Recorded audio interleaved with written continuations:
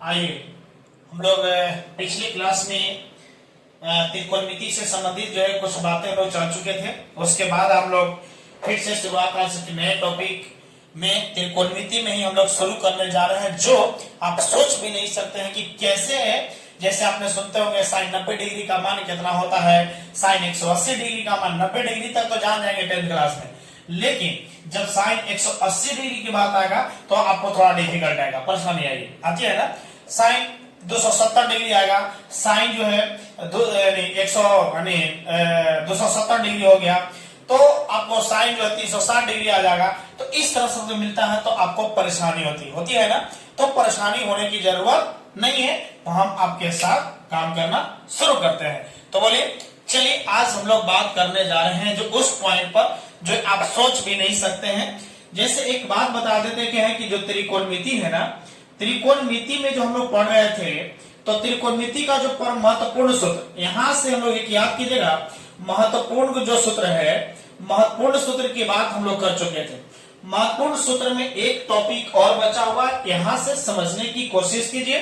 पहला नंबर हम आपको बता दें कि जैसे आपने पढ़ते हैं साइन जो है 90 माइनस थीटा बराबर होता है, बताइए क्या हो जी, यानी जब थीटा है तो यहाँ थीटा है तो आपके पास में यहाँ कॉस थीटा हो जाएगा, यदि ए होगा तो कॉस ए हो जाएगा, इस रूप में पढ़े होंगे। उसके बाद में यदि इसी का उल्टा जब कर दे तो कॉस 90 माइनस थीटा बराबर साइन थीटा होता है, आप जानते हैं।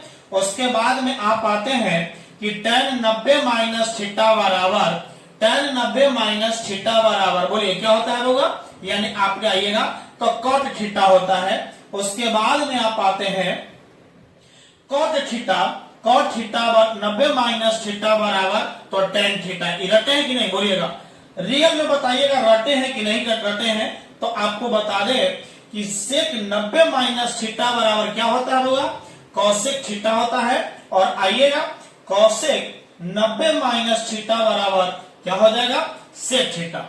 अब यहां से इस सब चीज जो है ना आप रटे हुए हैं, लेकिन इस रटे हुए चीजों को कैसे आपको याद कीजिए, बचाना है हमको, यही चीज आपको थ्योरी पढ़ाएंगे तब क्लियर होगा।